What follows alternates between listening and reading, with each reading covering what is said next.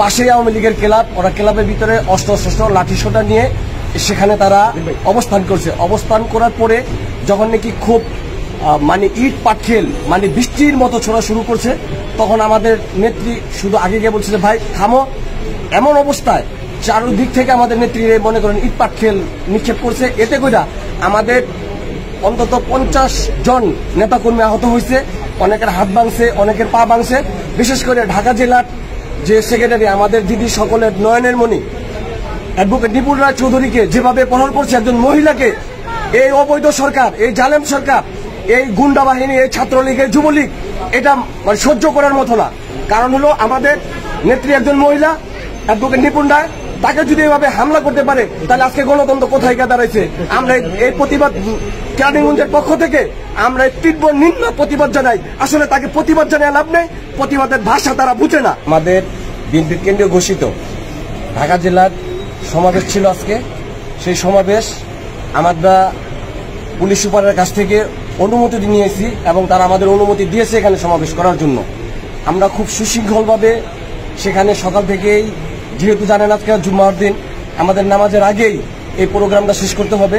আমরা সকালবেলা গিয়েই আমরা খুব সুশৃঙ্খলভাবে বসে আমাদের প্রোগ্রাম চলমান অবস্থায় আমাদের কেরানীগঞ্জের উপজেলার যে বিএনপির অফিসের সামনে আমার অনুমতি দিয়েছে, আমরা সেখানে প্রোগ্রাম করতেছিলাম। এমন অবস্থায় সমাবেশে বক্তব্য দেওয়া শুরু করছে, বেশিরভাগই হয়ে গেছে।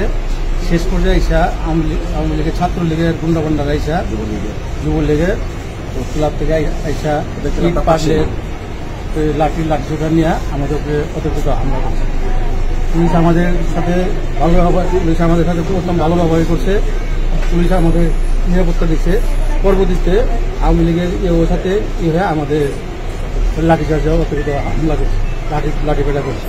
এর মধ্যে আমাদের দিদি ওই থামাইতে গেছে, থামাইতে ঢাকা জেলার সাধারণ সম্পাদক এবং কেরানীগঞ্জের সভাপতি, উনি এদের থামাইতে গেছে। তখনই ওনাকে ওনাকে উদ্দেশ্য করে ইটটা নিক্ষেপ করছে। এখানে অনেকে আহত হয়েছে, অনেকে পা ভেঙে গেছে, অনেকে হাত ভেঙে গেছে।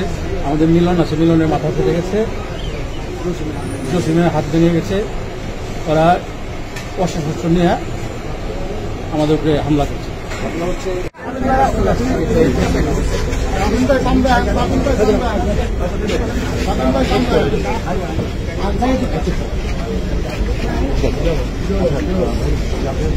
ঘটনাটা আসলে কখন ঘটেছিল, কীভাবে কতটুকু আপনি জানেন? আর আমরা দেখেছি আহত হয়েছে হচ্ছে, তারপরে তো আহত হচ্ছে কিনা আমাকে না করে ঘটনা কিছুই না। আমাদের যারা বিক্রি হবে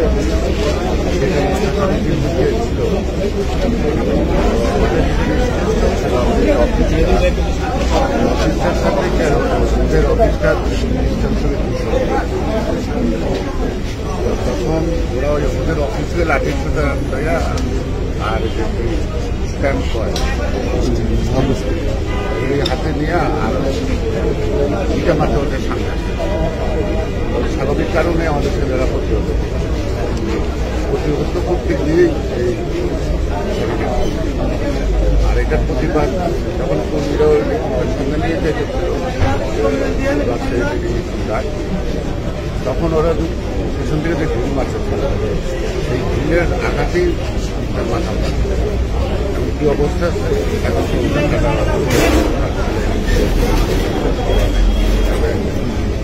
এই মুহূর্তে পর্যন্ত প্রায় 50 জন সময় নিচ্ছে। হয়তো সবাই হসপিটালে না থাকুন।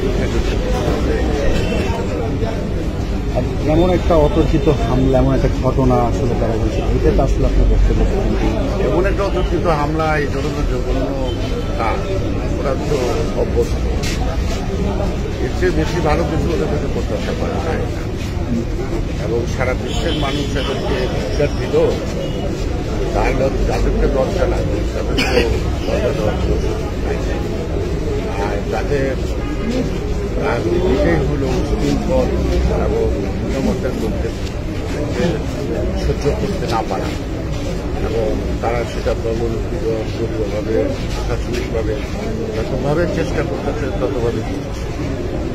তো আমি মনে করি যে এটা করতে পারবে, তত বেশি দিন টিকতে পারবে না, এবং এদের পতনের ঘন্টা ওরা নিজেরাই বাঁধাচ্ছে, জনগণ বাঁধানো হয়।